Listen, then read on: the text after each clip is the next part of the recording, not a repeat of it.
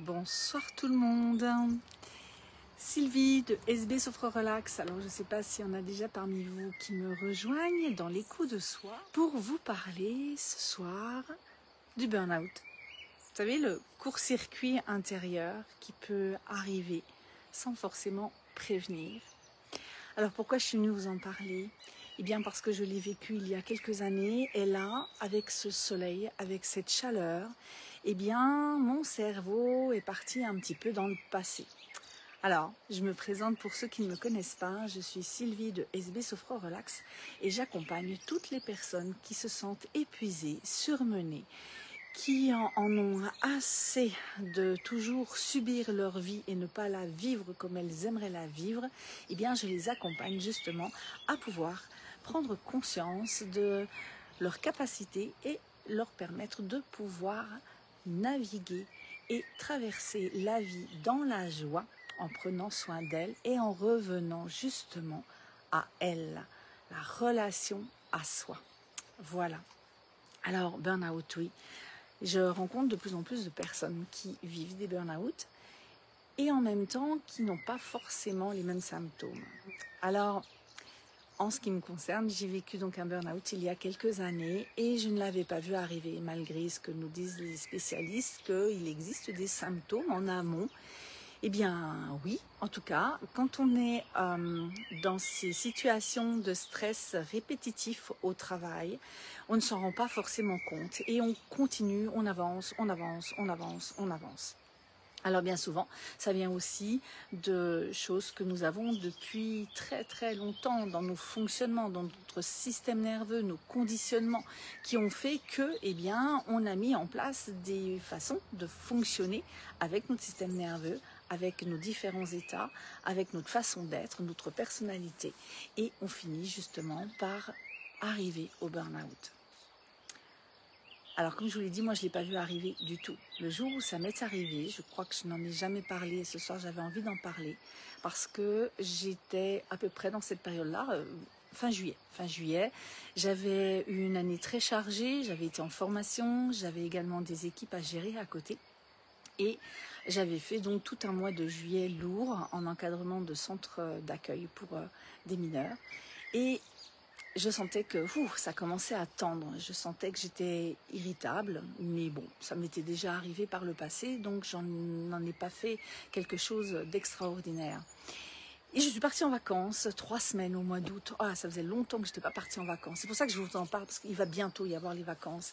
Et quand on arrive dans ces périodes-là, au mois de juin, on se dit « Ah là là, vivement les vacances, c'est bon, je suis fatiguée, j'en peux plus, j'ai du mal de dormir, mais quand je serai en vacances, ça ira mieux. » C'est ce que je me suis dit aussi il y a quelques années. Allez, 3 semaines de vacances. Je suis partie dans le sud de la France, je me suis reposée, j'étais chez une amie qui m'a vraiment fait un bien énorme. Bref, tout se passait très bien. Je rentre à la maison, j'ai une amie qui vient me voir, on échange, on discute. Et d'un coup, crampe à l'estomac. Tout allait bien jusque-là. Je lui dis, je vais aller aux toilettes, mais je ne suis jamais arrivée à destination. J'ai perdu connaissance avant. Et j'ai eu la surprise d'être réveillée grâce à elle, parce qu'elle me mettait des claques pour me faire revenir.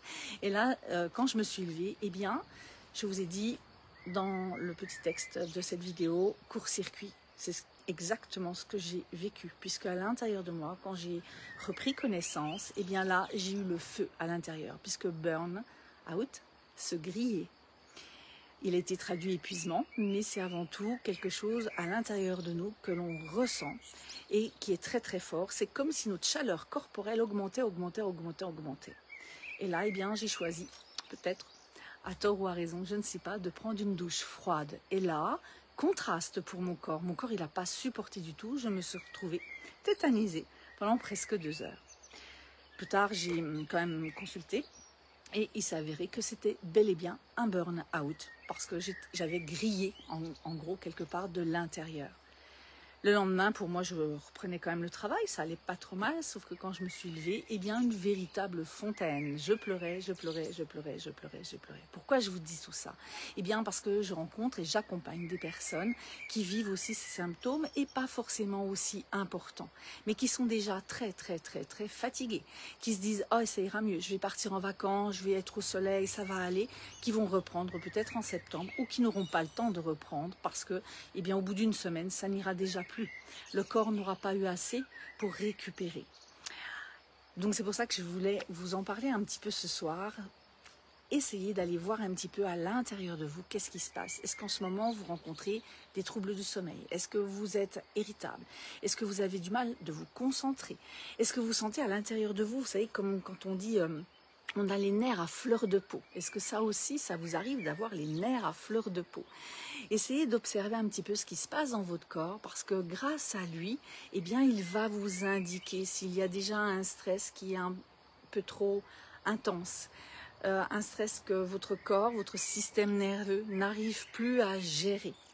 Et au lieu de tomber de l'autre côté, je dirais, eh bien, commencez à prendre soin de vous. Alors, c'est pas seulement prendre soin de soi, juste allez, je vais me promener un petit peu dans les bois, non, peut-être même consulter. Parce que quand on commence à avoir des douleurs dans le corps un petit peu partout, quand on commence à ne plus avoir oublier les choses, avoir des problèmes de concentration, pleurer pour un oui ou pour un non. Vous savez, des fois, on est très, très émotive.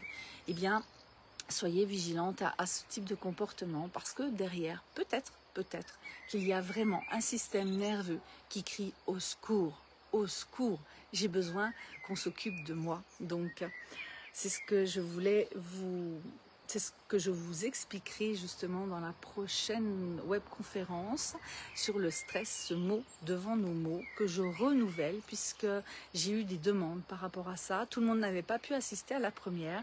Alors je vous la propose une deuxième et voire une troisième fois. Il y aura une date en juillet, une date en août. Donc si ça vous intéresse de venir justement parler de ces problèmes de stress que vous rencontrez peut-être dans votre quotidien, ce mal-être qui est à l'intérieur de vous, où vous avez peut-être tout pour être heureuse, vous n'y êtes pas et vous n'arrivez... Voilà, il y a plein de choses qui ne roule pas comme vous aimeriez, vous vous sentez toujours triste, contrarié, il n'y a rien qui va, et tout ça, ça vous épuise, eh bien, je vous donne rendez-vous, je crois c'est au mois de juillet, la prochaine, début juillet, dans 2 semaines et demie, donc vous pouvez commencer à vous inscrire en suivant le lien au-dessus.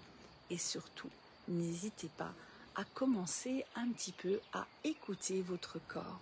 Quels sont les petits signes qu'il vous donne là? Juste commencer à l'écouter, sans tout de suite vous mettre du stress supplémentaire, c'est pas le but, mais c'est juste commencer à écouter ce qui se passe à l'intérieur de vous, et puis aussi là, à l'intérieur, dans votre tête, qu'est-ce que vous vous dites? Oh, j'en ai marre, et puis il faut que j'y arrive, et il faut que je fasse ceci, et puis il faut encore faire cela, et puis on compte que sur moi. Voilà, toutes ces petites phrases-là, observez un petit peu ce qui se passe. Je vous souhaite une belle soirée. Je vous dis à lundi prochain dans le futur écho de soi. Je reviendrai également sur peut-être ce sujet-là ou un autre. Si vous avez des questions, n'hésitez pas à les poser dans les commentaires. Je me ferai un plaisir d'y répondre. Je vous souhaite une très très belle soirée et je vous dis à très vite. Au revoir tout le monde.